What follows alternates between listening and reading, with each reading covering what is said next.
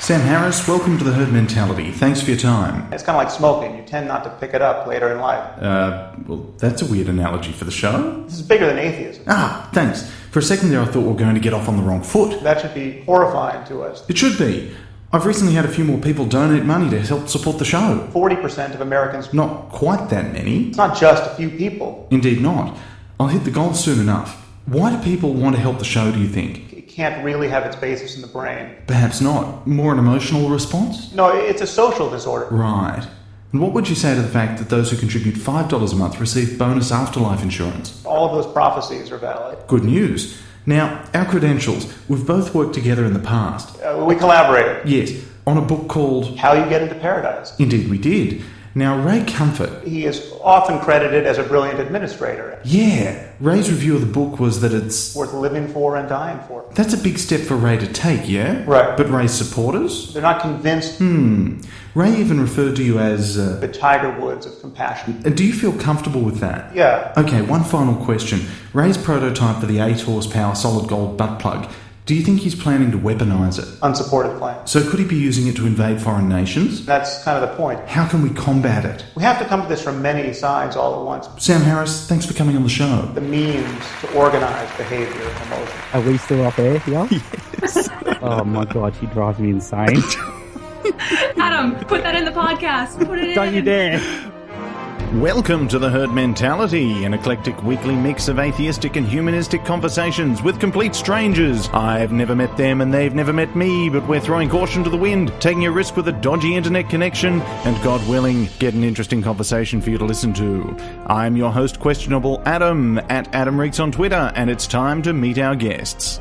Ladies and gentlemen, welcome to the Herd Mentality podcast, a very varied edition today. I have down the line with me Donovan from Melbourne, Mr. Oz Atheist. How are you, sir? I'm very well, thank you, Adam. And from Canada and I'm dubious, I'll be honest, Mel, we have Atheist Mel. You've got a clear line. What's going on? I told you I'm in your backyard using your Wi-Fi. That's the only way that I can get a clear signal. Well, we don't even have the national broadband network here, so I fail to see how 2 Skype connections can be working on the same Wi-Fi. It's baffling. Actually, no, you know what I did is I called everyone in Canada and asked them to log off of their internet for the night so that I could have a clear signal. So two people have switched off their fridges. Yeah, it's completely dark in Canada right now. All right, well, welcome on the show. Thank you. And we've got, some pretty big topics. There's going to be probably a little bit of yelling, maybe some stabbing with a bit of luck. I've got at least one joke as well. So this is really going to raise the average for the podcast. But first, we're going to jump into the new segment called the Births, Deaths and Marriages. At 11:11 on Tuesday night, the 19th of November, Tom Patrick Hawkes entered the world. He is healthy, happy, and much loved by his parents, at Mr. Hawkes and at AWEALANDS, or Orleans, and pretty much anyone else who's met him. He shares his birthday with the great Australian scientist and science communicator at Dr. Rachie, Dr. Rachie, R-A-C-H-I-E, and Dave hopes that this is an omen for his future career choices. He is and will continue to be vaccinated according to the Australian schedule. And as a side note, Dave mentioned that he was going to be named after the lead guitarist of Rage Against the Machine, who's Tom Morello. That's a music that the young kids are listening to. I don't understand what that is.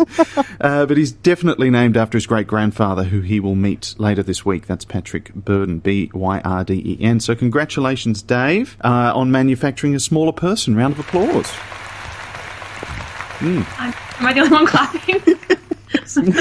Well, I'm clapping. Now, I wanted to share a little bit of feedback I get. Now, I get all sorts of emails from different listeners to the show and people who don't even listen to the show. And here's one from, let's call her Nosai, N-O-S-A-I. I won't give out your full name.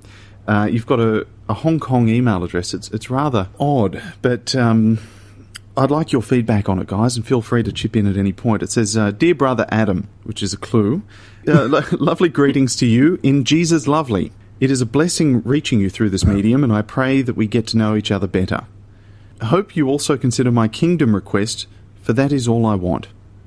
Can you guys guess You are what's coming? Is she saying that all she wants is a kingdom? Because that's kind of a lot to ask for. Well, she claims to come from Nigeria, so there's Okay, well. I think there's a few kingdoms there, isn't there? Probably, sure. Why not? I'm a sister in the Lord and blessed with 3 children and my husband Michael, so big shout out to you, Michael. I'm a teacher by occupation and teach in an elementary school. I work hard 6 days a week just to pay our bills and have no left over, as Michael has no job.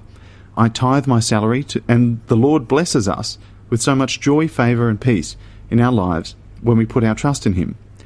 I don't know what I would do without Christ. He is my all in all. I was also touched by Christ in 2000. Odd. And I hope you reported that. and have spent the last 10 years learning from Christ's Spirit to walk obediently and freely, with and in God's kingdom. It has also been difficult for me, but difficult is the way and few find it. So as we now know more about each other, well, I hope you know very little about me, across the world, please pray for me, however the Lord instructs you to pray for me, and pray for my husband Michael, who is not strong in the faith. Might be time for a new husband. He is a believer, but he lacks understanding at times, which increases the difficulty in my walk. I kind of feel for her. I kind of do. We are members of a small local church with about 30 members in the outskirt of the town. I help to coordinate the women outreach, and as I'm educated, a little to help. I also sing in the choir. That's beautiful. And join the women outreach to reach out to other women in our community, especially the Muslim women. Well, that's probably a fight worth fighting. What do you guys think? That sounds like a really bad idea to me. Today I'm able to reach you through the help of the school computer connected to internet. I like the exclamation mark. I have a need for Bibles, and this is the area I want you to assist us. I understand that Bibles are not hard to come by there as it is here. Well, that's true. I mean, we have hotels. Only few Christians here have Bibles. Yes. That's probably good news, I would think. Please, I need your help for Supergiant Print Bibles, King James Version. This Bibles has a very large print for easy reading. I have reading challenges. Supergiant. The Fisher-Price, My First Bible. I have reading challenges, and this is the only Bible I can read well. We would need 6 copies. 1 for me and 5 for an aged mothers in our church. These are mothers eager to study God's Word, but cannot have it. We use English language as English in our national language. Dubious. Please help, and may God bless you as you help. Note that the Bibles can be used one provided the pages are complete. She's probably going to have more luck with the prayer than getting them out of me. I actually feel a little bad for her because I mean, most of those emails that you get, they're asking you for money. All she wants is Bibles. That's true. And, there's so many organisations in the US that are quite happy to go and Bible bomb North Korea to help out the 4 people there who have nothing to eat but grass. It's nice of them. I was told that Express Mail International is also very safe by post office. And then she provides her address. Please pray for the women outreach here. We reach out at least thrice weekly to mostly the Muslims women. We show them all the love we can.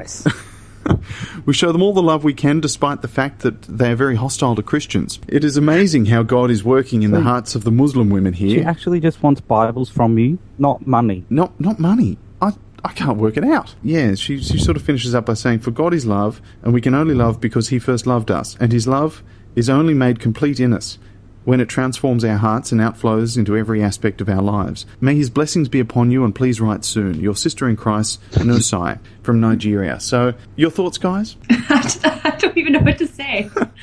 Other than that's just the most bizarre spam email I've ever heard in my life. Did you give instructions on how to get her the Bibles? Yeah, she's given me an address. You guys want to pass the hat around? Send one. I'm tempted. You know what? I'm actually tempted to send this woman a Bible. I have like 3 or 4 of them kicking around in my house. Surely I could just mail her one. What benefit would it provide her? I don't know. She's fighting an uphill battle, I think. At Atheist Mel and at Mr. Oz Atheist, thanks again for tuning in and joining the conversation. There's been a little bit of dissent in the ranks of late, and being familiar with the situation, I'd probably say that I'm exactly halfway in between, so I'm sort of an unbiased, yet I'm prepared to be biased kind of moderator. That's my position. Just give us your positions. What's your position, Donovan? My position is that basically a tweeter is not in control of what their followers do. So I've been called a bully more than once recently, even though I don't think I've personally bullied anybody, but I get hassled for what my followers do when I quote somebody. So that seems to be one of the areas of issue, like whether or not I should stop quoting people because people who follow me then can say stuff that even I wish they wouldn't. Or I had a look and I worked it out. I did it over a couple of days. Less than 0.1% of my followers say stuff to people I quote that I wish they wouldn't. On top of that, you get the situation where the person who gets quoted is suddenly inundated with tweets and they can feel quite overwhelmed, and they feel it's like suddenly a many-to-one relationship when it's in actuality it's a lot of one-to-one relationships or maybe two-to-one relationships.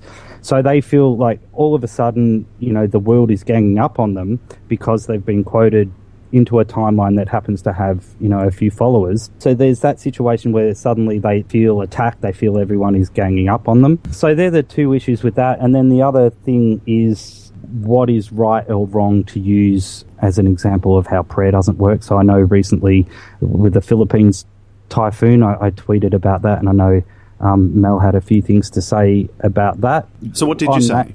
I've tweeted in the past that when there's a natural disaster, if we put all the prayers in one warehouse and all the donations in another and let the victims take their pick, just to show that what we need is donations and prayer. You can pray all you want, but it's not going to do anything. I've tweeted that generically, but with the Philippines typhoon, I actually made it relevant and said, in relation to the Philippines typhoon, let's do that.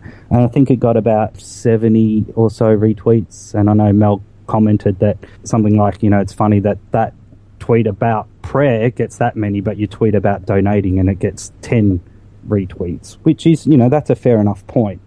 But I guess just on that one, it was relevant, and I would rather people donate than tweet. I would rather people donate than pray, but you can tweet and donate or pray and donate. As long as we're all donating something, if we can, then that's what's going to make the difference. And that was the point I was trying to make. But people got upset that and not just Mel, others, got upset that I was using something topical to make that point.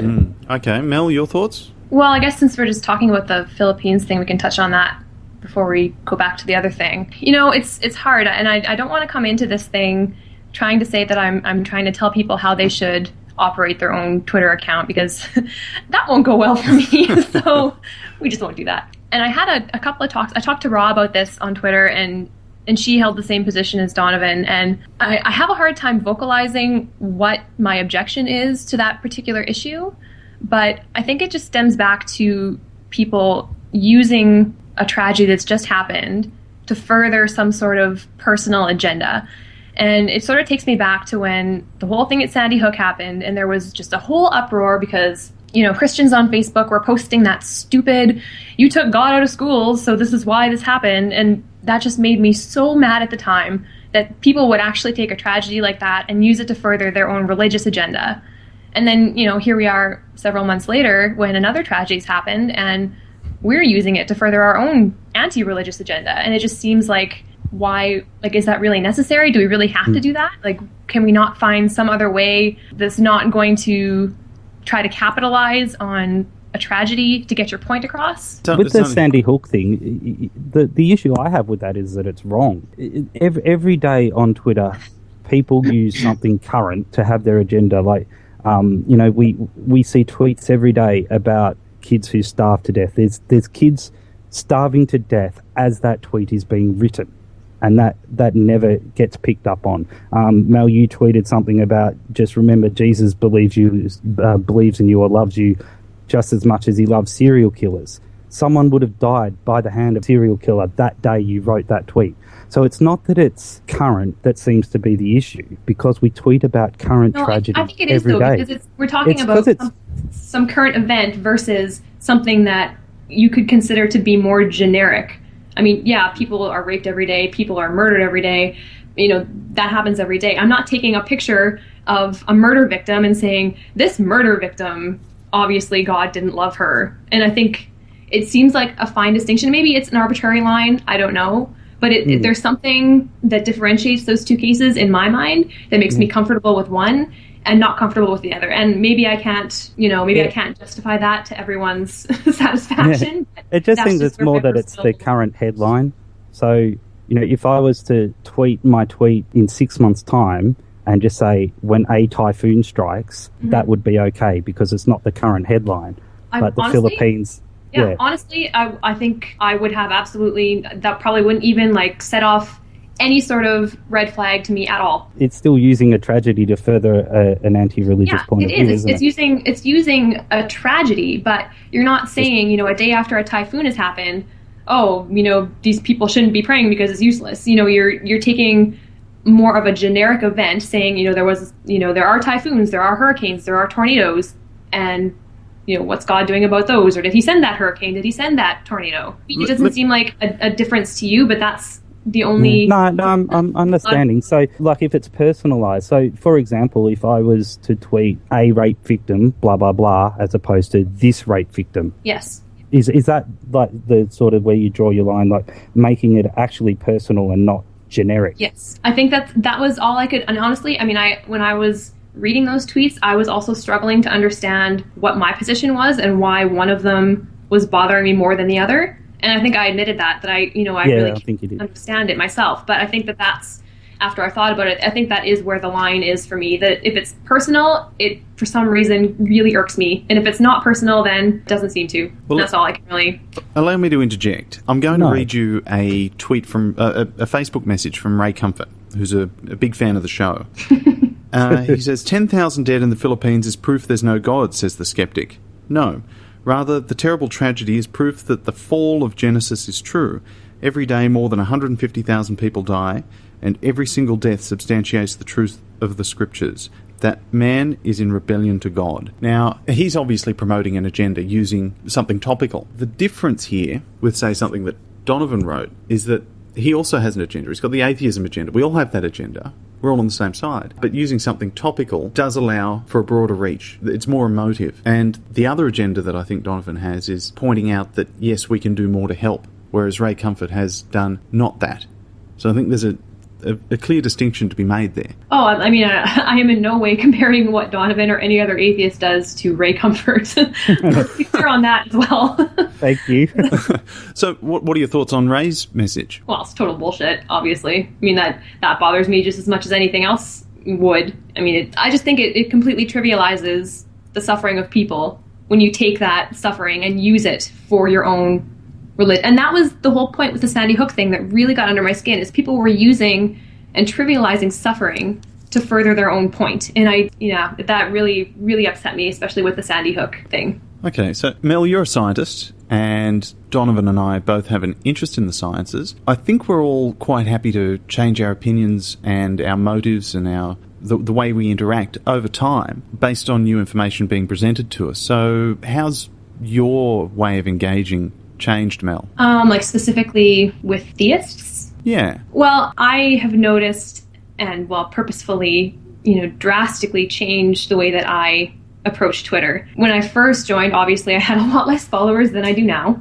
I started at the bottom like everyone else did, and I had, 100 followers. And at that time, I did what everybody else did. I searched atheism, I tweeted random theists, and we had these ridiculous conversations, and, that was fine. As I started to gain more followers, I noticed that every time I did that, if I quote tweeted somebody, that person would end up inevitably with, 3 or 4 or 5 or more people who had seen my tweet now tweeting them.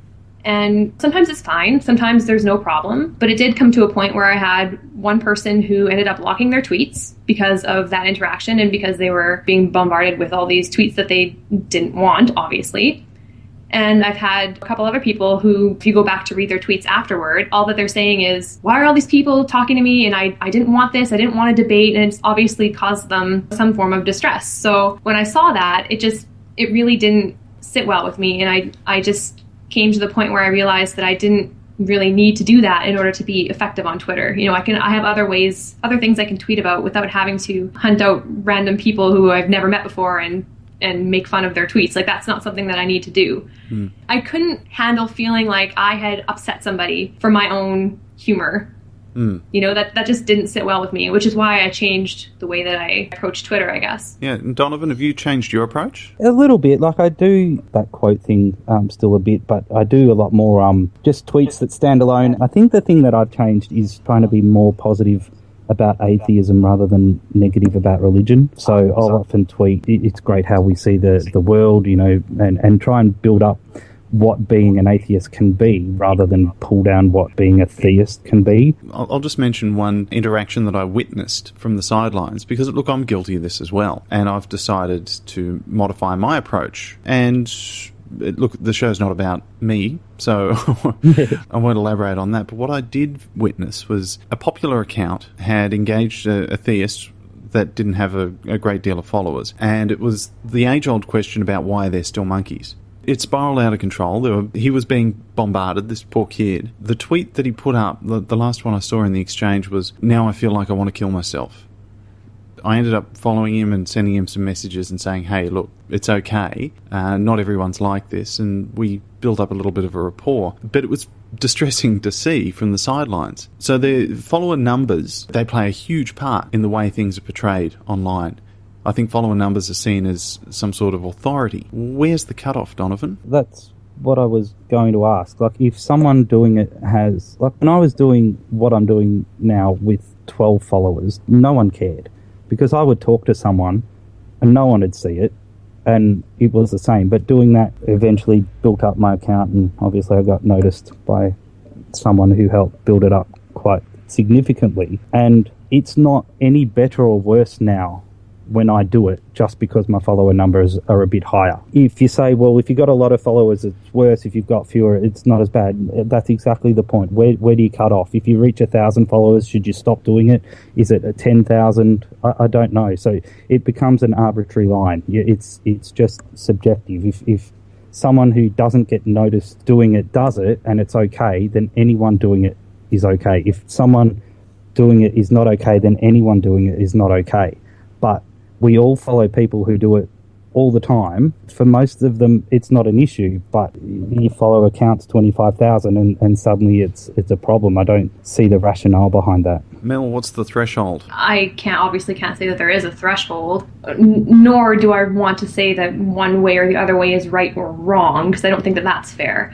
My position is just that that's not something I was comfortable with. Like, I just wasn't comfortable making other people or putting them in a state of distress because of something that I had done ultimately. So, I mean, if people with 10 followers... So do you think then it's then okay for them to say whatever they like about atheists whenever they like and go unchallenged or unquestioned? Yes. It's their Twitter account. They should say whatever they want to say. Why not? And I think that there's an important distinction, too, because if you look at people who tweet, and they talk about atheism and they include, for example, an atheist hashtag.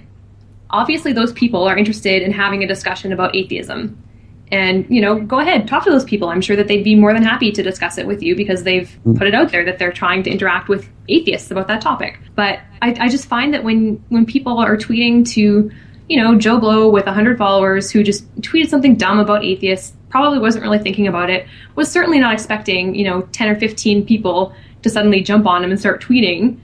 I don't see, for one thing, I don't see the value in that. It just doesn't really, I mean, it never ends with the person saying, oh, yeah, you're right. That was a dumb tweet. It usually ends up with them. No, it does end with that. I've had that several times. Several times people have come back to me and said, yep, sorry, I apologize. I get it now. So it does end like that. Congratulations for you. That's good. I'm glad that works for you. Thank you. But I've seen cases where what happens is the people just end up getting upset and they don't want the attention that they've gotten because they tweeted something dumb about atheism. I mean, people tweet dumb shit all day long. That's all Twitter is dumb shit. I mean, what else is Twitter there for? That's all that you read all day long. But talking to them and explaining how they're wrong, how is that not beneficial? So, for example, if someone says, atheism is the belief that everything came from nothing, and I say, well, no, it's not, and then explain to them that it's not, how is that a bad thing? It's not a bad thing. So, but are you saying that your goal when you talk to these people is to try to make them understand why they're wrong, like to try to correct what they've said that is incorrect? Is that what your goal is? A lot of the time it is. I alternate between that. It depends on, like, I have to judge how genuine I think they're being. If I think they're being genuine, I'll answer genuinely. Like a guy tweeted today, if God isn't real, how do you explain trees? Obviously, he's not being legit. So I just said you should do a course in dendrology, which is the study of wooded plants and trees and stuff. And that's just clearly a joke. It's clearly funny. It's not, well, funny to me. It's it's not harmful. He's not going to go away hurt from that. But there was no ridicule there. I think the word that nobody said so far is ridicule. My point is, if your actual real goal is to try to help people understand where they're wrong, why would you ever quote tweet them? I mean, obviously you must have another reason that you want people to see and think like, oh, Donovan, he's smart. Look at what he just said. Otherwise, you would just have a conversation with them. Well, we're all on Twitter because we want our tweets to be seen. As I've said many times. Of course we can say that you have a pure motive of just trying to make people understand what you're saying, because if that were the case, you would just tweet them without quoting them. But it's not just the person I'm tweeting to that I want to see it. Like, people tweet to me and say things like, thanks, you've explained this, or I understand more about that because of your tweets to people. So to think that the only people you ever want to see your tweets are the person you're tweeting to, I think it's limiting. Other people can benefit from the things we say, even if they're not directly part of the conversation. Absolutely they can. But I think that you can still accomplish that without having to expose people to the kind of, like Adam said, the kind of ridicule that sometimes they get from that particular method, which is what I do. Like, I mean, I can still get my point across. I can still talk about, what are the things people get wrong about atheism, and what are the big absurdities in religion. I can get that across without having to find someone who said that and say, look at how this person said something dumb about atheism, and look at me correcting it. I can correct it. Unless they're a verified account, right? Because they're different. Yeah, they're okay to make fun of. I completely, 100% am of the position that is different. What makes you think that someone who's not verified isn't capable of dealing with it? People with their own audiences, they stand to benefit. So the Ray Comforts, the Deepak Chopras, the Pastor John Hagees, these people. Joel Osteen. Joel Osteen's teeth. The Joel Osteens, they have a motive. And they've got thick skin, and they never reply. So I don't think they ever read their mentions either. I mean, I don't think the Pope is sitting on his iPad scrolling through mentions and seeing what people are saying to him. The electric so if Joel tablet. Osteen once replied to you and said, "No, I disagree," obviously having seen his mentions, would you stop tweeting him? If I got the sense that it had actually upset him, yes, I would. I mean, the same thing happened with me and with Blessed Teen. Who, I'm sure you probably remember, followed me for a while. Yeah. And we were following each other, and we actually had a couple of really nice conversations over DM, and we were just talking about religion and what some of his misunderstandings were and what some of my misunderstandings were, and it was fine. And, he carried on tweeting me to his, whatever it was, 100,000 followers at the time, and I would tweet him to my 10,000 followers at the time, and everything was fine. Until one day he actually replied, and I don't even remember what he said to me, but he replied in a way that made me think, you know what, this kid is reading what I'm saying to him and reading the tweets he's getting back from my followers, and it's actually bothering him, and I don't want to do that to people. So since then, I don't tweet him anymore because, even though we don't follow each other anymore, he still sees my tweets, he sees tweets from other people, and I just, I'm not comfortable with that. So is it not okay then to do that on an individual basis rather than just do it like a blanket, this method bothers people, I should stop? I mean, because I've done it a lot. I've got nearly 90,000 tweets, and I couldn't tell you how many of them are quote tweets, but I would suggest a significant amount. And I reckon 2 people have shut their accounts or locked their accounts afterwards. I remember, I'll sometimes go back and have a look and see, where did all these people come from type of tweets. And I've said to people, look, give it an hour and they'll all move away. And I think that's important to remember too. An hour later, anyone I quote tweet is forgotten, except if I happen to do it before the Brits get up. So if the North America, because these are obviously where my vast majority of followers are, if North America sees it, they'll have a go. And then when the Brits get up, they might have a go as well, like a couple of hours later. But, a day later, no one remembers. And the person is back to normal, tweeting about Pokemon or whatever it is that they were tweeting about the day before. So, okay. And the other thing to remember, they're not obliged to read them. You don't have to sit there reading your Twitter mentions and getting upset at them. So if they've forgotten about it 24 hours later, Donovan, would they have forgotten about the intent and what you were trying to do in order to realign their thinking processes? No, I mean my followers have forgotten about them. Mm-hmm. So what I mean is it's not like the tweets to this person are ongoing for years and years. But if I say, the dude tweeted today, I've never met a cheerful atheist, and I said, "G'day, Donovan, cheerful atheist here," or something like that. Like he said something along the, if I pray, maybe all these people will go away. And there was tweets to him that weren't just from my followers, like other people had found it and tweeted the same thing. But at least now he knows there are cheerful atheists. He's not worse off. He hasn't been attacked. He hasn't been hurt. But he knows now that actually there are aimed to be cheerful. So, a question to both of you. What's the most successful way of engaging, say, a theist? My best success comes from asking them a question based on their tweet. So? How do you figure? Why do you think that? Things like that. Mel? I mean, at this point, just because of the way that I tweet, I don't really engage with theists very often anymore. The times that I do would be usually if I tweet the Pope, because a lot of them follow the Pope and they happen to see whatever my tweet has been. I find that if they actually have a legitimate question or, a legitimate point that they make to me, then having a one-on-one back and forth with them, I find is the most effective way. Because, the second that I go ahead and quote tweet them to my followers, it just gets so muddy and there's so many people involved and so many different opinions that you kind of end up losing that original conversation you were trying to have. So, as far as actually getting through to theists, I think that's, for me, definitely the best way is the one-on-one conversation. And that is a valid point. Like, I do agree there that quote tweeting, if you actually want to have a conversation with someone, quote tweeting or full stop tweeting ahead of them so people can see it can definitely muddy the waters. And like, I'm not telling people not to jump on, but when they do, the conversation's lost because it is, you can't follow it any longer.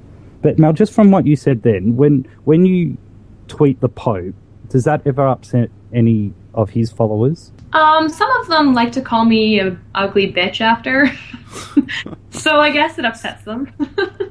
But so you're happy to upset someone's followers, but not upset the person themselves?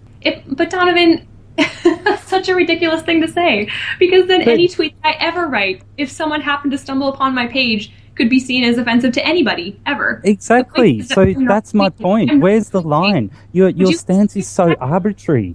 Would you listen to me for a second? I'm not tweeting that person and saying, your Pope is an idiot, and here's why I think so. I'm tweeting to my followers and anyone who happens to come across that tweet.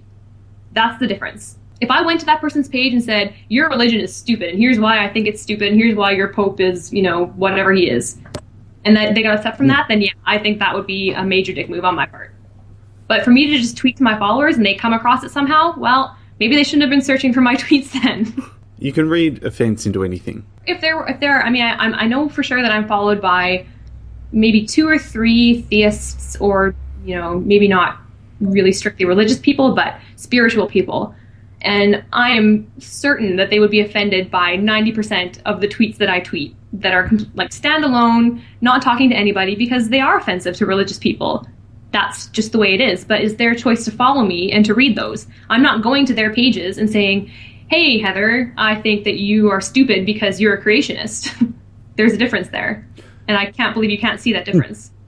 What are your thoughts on Godless Spellchecker's page? I struggle to... I don't want to make sweeping comments about specific people.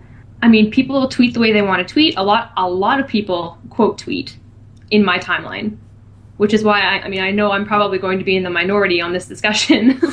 But I don't know. I guess my bottom line is that's just not the way that I choose to tweet. And if that's the way other people choose to tweet, then more power to them. Go and do your thing. What about when you subtweet about it and you say, or you tweet, I see that as bullying behaviour, or blah, blah, blah, I don't like this or that. Like, that might be upsetting to somebody. And they are free to unfollow me at will.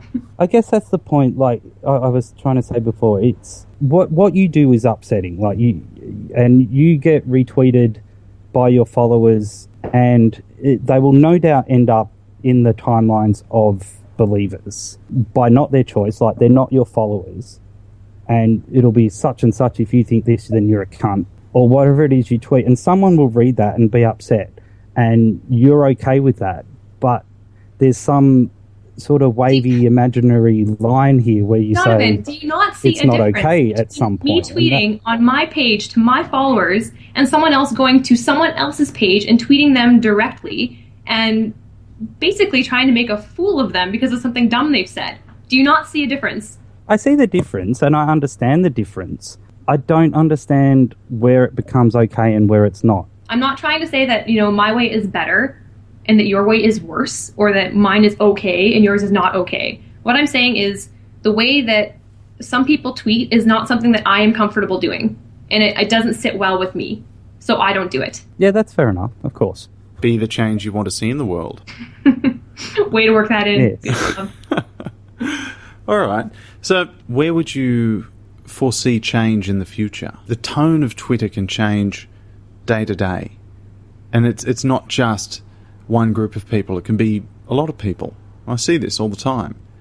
Some days everyone's quite aggro. Some days people are really bored. Is there anything that you would change in the future?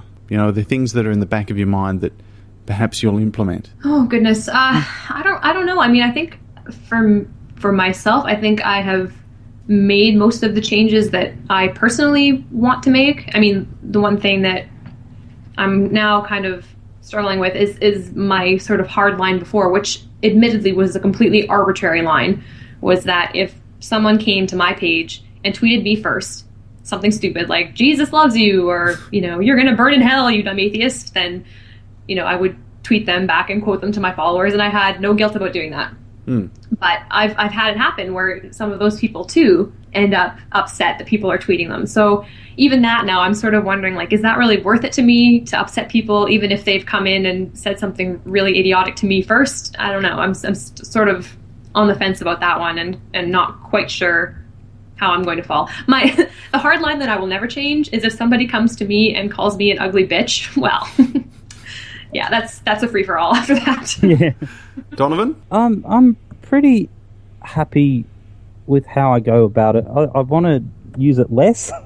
I just, I pick it up too often and just have a read, and, there's other things I should be doing or could be doing, especially like reading books and things like that. But I'm happy with how I go about it. I don't think anyone's life is worse off because of what I've tweeted, and I know that some people's lives are better off. So I'm happy with that. Yeah, that's a good thing. How can we better engage people so that they're more likely to question themselves and question their beliefs?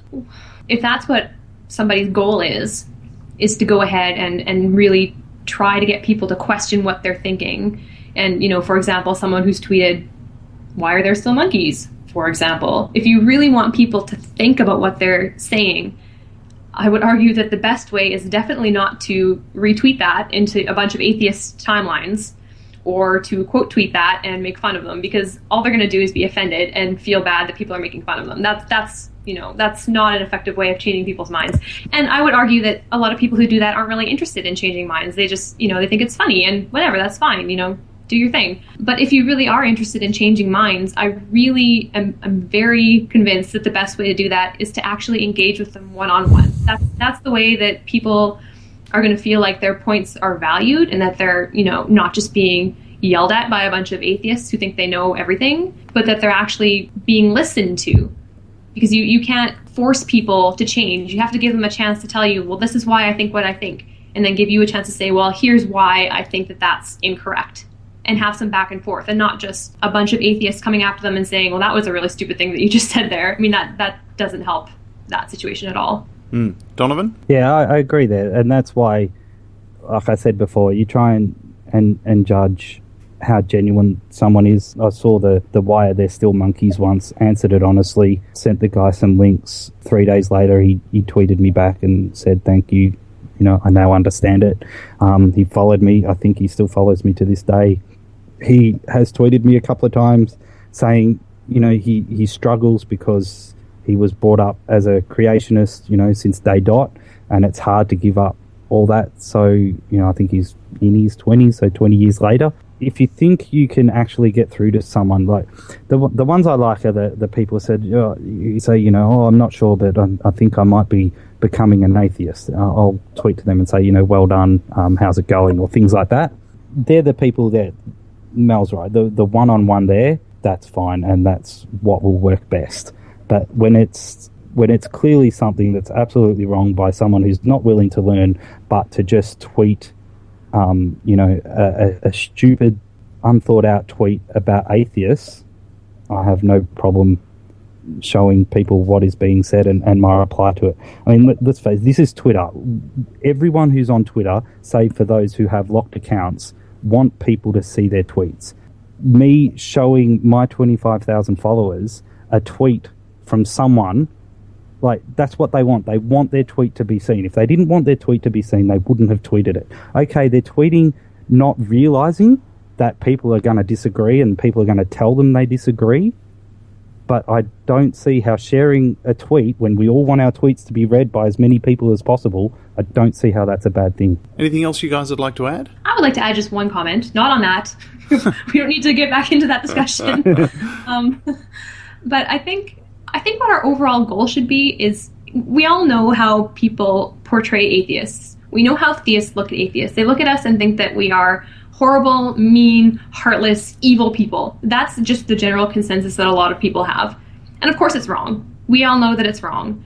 But if you approach people on Twitter with that kind of attitude, it's not going to help things. I mean, I just think that we can all strive to be a little bit kinder to people, and that really can't hurt. That's all I really want to say. I guess the one thing we didn't touch on is the actual abuse of people. Now, I have been guilty of that way back when my account was new, like actually calling people a moron or saying, things like that. I will happily question someone. I will happily show them where their statement is wrong or where their statement is ridiculous, and I'll happily share that with my followers, and I've got no problem doing that. But it's when people come back and say, well, you're a fucking moron for thinking that, how do you even get dressed in the morning, and things like that. Or, you're a fucking retard. Retard bugs me. I don't like it when people use that word. And things like that, that's what doesn't help. Like, that perpetuates the myth that we are all angry, bitter people, sitting around waiting to be nasty to someone. So, and again, maybe that line is subjective and arbitrary as well. But the personal abuse of someone who has tweeted something, I don't agree with that, and I'm on record tweeting that. I plagiarized Richard Dawkins' tweet the other day saying exactly that I don't like it, when I was on the Hangout with Godfrey World on Dave's Hangout, talking about Twitter debates. I said I wish that didn't happen.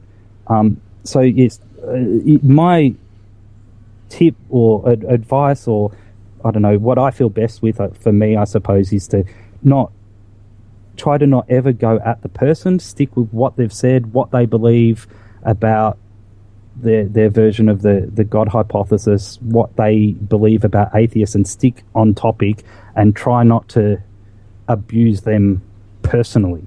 You guys have been great. Thank you very much. Anything final to add, Mel? No, I think I've said my piece and then some. Guys, thank you very much for coming on The Herd Mentality. It's been insightful. Hopefully we can all learn something. Maybe change, maybe not. Maybe implement, maybe do something. But scintillating repartee. Thanks for having me.